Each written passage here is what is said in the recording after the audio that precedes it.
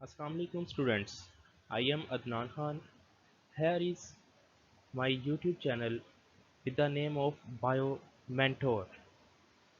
My first lecture is for beginners. We will move from most simple towards complex things. We will cover whole FSC syllabus chapter wise step by step. So join our community to enhance your knowledge about biology. Thank you. Now we will start introduction of biology. Our today's topic is Introduction of Biology and some major fields of biology. Ne- First of all, we will discuss its definition. Then what is biology? Biology is the study of living things. जो biology है students वो जिंदा जानवरों की study का नाम है, जिंदा चीज़ों की स्टडी का नाम है. Biologists strive to understand, explain and describe the natural world of living things. Biologist हमेशा ये कोशिश करते हैं कि नेचर को समझा जाए, उसको एक्सप्लेन किया जाए, उसकी वजाहत की जाए. इसमें नेचुरल वर्ल्ड में क्या आता है, इसमें सबसे पहले तो लिविंग ऑर्गेनिजम्स हैं, ऑल दो प्लांट्स और एनिमल्स, उनको अंडरस्टैंड करना, उनके फिजिकल अपेयरेंस क्या है, ठीक है, उनकी जो है फिजियोलॉजी क्या है, उनके फंक्शन, वो अपने फंक्शंस किस तरह परफॉर्म करते हैं, वो अपने इकोसिस्टम से किस तरह का रिलेशन रखते हैं, अब वो एबायोटिक फैक्टर्स के साथ किस तरह से जो है वो उनका रिलेशन है, ठीक है, ये सब चीज़ें जो है वो बायोलॉजी के अंदर स्टडी की जाती हैं. The literal meaning of the biology is the study of life. Yes, the literal meaning है biology का वो क्या है, study of life, जिंदगी की स्टडी. हमेशा biology वहाँ पे वर्ड यूज होगा जहाँ पे लाइफ होगी, ठीक है, तो जिंदगी की स्टडी का नाम क्या है, biology. It's very difficult to define life and some questions are there for philosopher and theologians. Basically ये जो कुछ क्वेश्चन हैं बायोलॉजी में जो कि बायोलॉजी सॉल्व नहीं कर सकते, लेकिन ये जो है ये वाले क्वेश्चन जो है ओनली फिलोसफर जो है वो आंसर इसका दे पाते हैं. The question are, what is the meaning of life, मतलब लाइफ की क्या मीनिंग है, क्या मतलब है लाइफ का, ठीक है. What should there be life, life क्यों है, ठीक है. वन थिंग रिमेंबर स्टूडेंट, जो साइंस है या जो बायोलॉजी है, ऑलमोस्ट ऑल साइंसेस वाई का आंसर नहीं देती हैं कि क्यों हुआ, क्यों हुआ, ये नेचुरल चीज़ें हैं, ठीक है, क्यों हुआ का आंसर नहीं देती हमेशा. हाउ, किस तरह से हुआ, हम इस चीज़ को तो एक्सप्लेन कर सकते हैं कि किस तरह से हुआ, हमारे कुछ आइडियाज़ साइंटिस्ट देते हैं. तो हम कभी भी जो नेचर के अगेंस्ट हम ये नहीं कह सकते कि वाई, हम सिर्फ हाउ का आंसर दे सकते हैं. That's clear. नेक्स्ट मूव करते हैं. Yes, life is a set of characteristics that distinguish living organism from non-living things. Here is the set of characteristics. कुछ ऐसी खसूसियात होती हैं लिविंग ऑर्गेनिज्म में जो उनको नॉन लिविंग थिंग से क्या करती हैं, सेपरेट करती हैं, अलहदा करती हैं, ठीक है. Like these characteristics are highly organise. Yes, जो एनिमल्स या और लिविंग ऑर्गेनिजम्स होते हैं, चाहे प्लांट्स हैं या एनिमल्स हैं, वो हाईली ऑर्गेनाइज्ड हैं, मेड अप ऑफ वन और मोर सेल्स. वो मिनिमम जो है लिविंग ऑर्गेनिज्म के लिए कम से कम एक सेल से होना ज़रूरी है, और लिविंग ऑर्गेनिज्म चाहे वो फिर जो है वो यूनिसेलर हो चाहे मल्टी सेलुलर हो, वो सेल से मिलकर बने होंगे. Acquire and use energy. Yes, because animals and plants अपने उन्होंने फंक्शन परफॉर्म करने होते हैं, इसलिए वो एनर्जी जो है वो हासिल करते हैं और फिर जो है वो उसको इस्तेमाल करते हैं, यूटिलाइज करते हैं अपने फंक्शंस परफॉर्म करने के लिए. Carry and control various chemical reactions. Yes, living organism में हमेशा केमिकल रिएक्शंस हो रहे होते हैं, ठीक है, ये उनकी सिंपल बायोकेमिस्ट्री है. चाहे आप सिंपलेस्ट ऑर्गेनिज्म में या यूनिसेलुलर ऑर्गेनिज्म की भी बात कर लें तो उनमें भी different type of chemical reactions take place होते हैं, और यही जो है ये लिविंग होने की एक मिसाल है कि उनमें केमिकल रिएक्शंस हो रहे होते हैं. Can grow in size. Yes, ये जो लिविंग ऑर्गेनिज्म है वो हमारे इर्द गिर्द अगर आप देखें तो उनका साइज़ जो है वो अपने साइज़ में ग्रो करते हैं. Maintain internal environment. Yes, this term is homeostasis, ठीक है, you are well familiar with this term.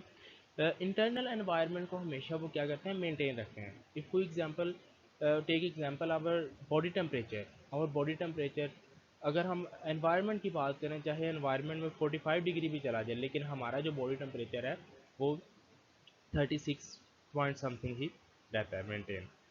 Produce offspring, yes, reproduction. Reproduction is the basic phenomena for living organisms.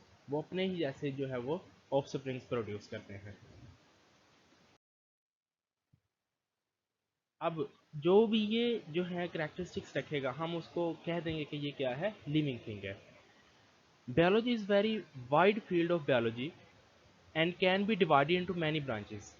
हमने ये जो बायोलॉजी है ये काफ़ी वाइड फील्ड है, और हमने अपनी आसानी के लिए इसको क्या किया, डिफरेंट ब्रांचेस में डिवाइड कर दिया है। First of all ecology, yes, ecology is the study of ecosystem. हमारे मतलब लिविंग ऑर्गेनिजम्स का अपने इकोसिस्टम के साथ क्या ताल्लुक है, इसको हम क्या कहते हैं, ecology. Embryology, yes, the study of embryo. Physiology, the study of functions, कि कोई भी लिविंग ऑर्गेनिज्म अपने फंक्शंस कैसे परफॉर्म करता है। मॉर्फोलॉजी, द स्टडी ऑफ जो है उसके स्ट्रक्चर्स, ठीक है, physical appearance. Anatomy, anatomy the study of internal structure. Histology, the study of tissues.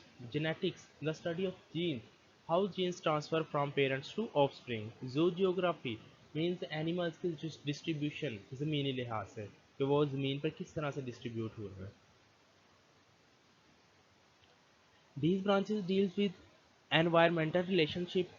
किसी ये ब्रांचेस क्या शो करती हैं कि किसी भी लिविंग ऑर्गेनिज्म का उसके एनवायरनमेंट के साथ क्या ताल्लुक है, ठीक है, उसकी डेवलपमेंट किस तरह से है, वो अपने फंक्शन किस तरह परफॉर्म कर रहा है, उसकी बनावट स्ट्रक्चर क्या है, उसकी एंसेस्ट्रल हिस्ट्री, कि उनके आबा अजदाद कैसे थे, हेरिडिटी, उनकी करेक्टरिस्टिक्स, जीनियात, and distribution of animal in nature, वही हम बात कर चुके हैं, जूजियोग्राफी।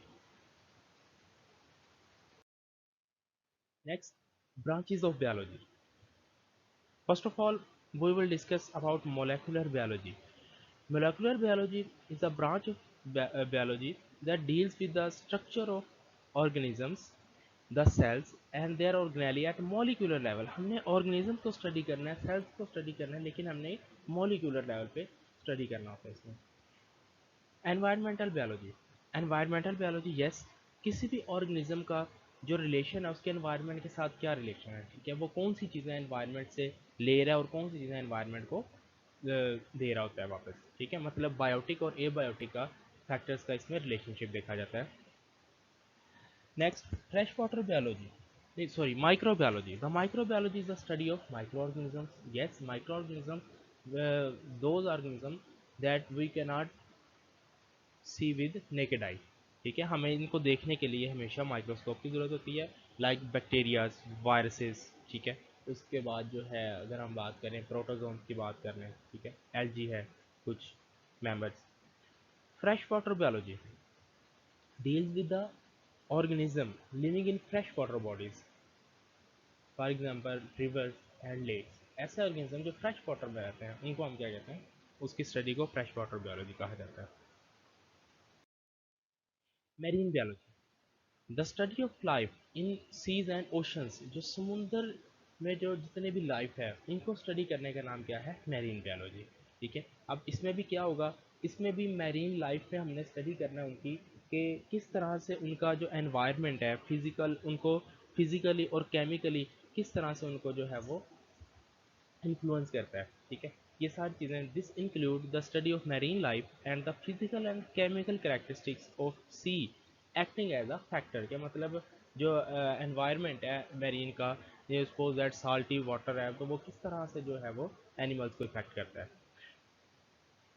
Human biology, the study of man, yes, the study of man में क्या आता है, वो टोटल जो भी स्टडी है सारी, चाहे फिर वो एम्ब्रियोलॉजी से लेके, ठीक है, डेवलपमेंट से लेके उसकी जो लास्ट तक फिजियोलॉजी है, एनाटमी है, हिस्टोलॉजी है, ठीक है, ये सारी चीज़ों के स्टडी का नाम क्या है, human biology. Social biology, the study of social behaviour and communal life of human being. अब हमारे ह्यूमंस की अगर हम बात करें सोशल बिहेवियर की, कि हम किस तरह से, हमारा सोशल बिहेवियर क्या है, ठीक है, हमारी कम्युनिटीज़ किस तरह से हैं, इस चीज़ का स्टडी का नाम क्या है, social biology. Next, the most important, biotechnology. Biotechnology deals with the use of living organism systems or processes in manufacturing and service industry। इसमें हम क्या करते हैं, लिविंग ऑर्गेनिजम्स को यूज़ करते हैं, ठीक है, माइक्रो ऑर्गेनिजम्स को यूज़ करते हैं और मोस्टली, लेकिन अदर ऑर्गेनिज्म भी यूज़ होते हैं। इसमें क्या होता है कि हम उस उनसे ह्यूमंस के मैन काइंड के लिए जो है वो बेनिफिट्स के लिए हम डिफरेंट प्रोडक्ट्स बनवा रहे होते हैं, ठीक है। अगर हम बात करें मोस्ट इंपॉर्टेंट प्रोडक्ट इंसुलिन, ठीक है, इंसुलिन से आज कौन नहीं वाकफ, सब वाकफ हैं कि इंसुलिन जो है ये बायोटेक्नोलॉजी के थ्रू बन रही है आजकल, ठीक है। बहुत सारी जितनी भी इंडस्ट्रीज हैं वो मोस्टली बायोटेक्नोलॉजी के थ्रू ही वर्क कर रही हैं।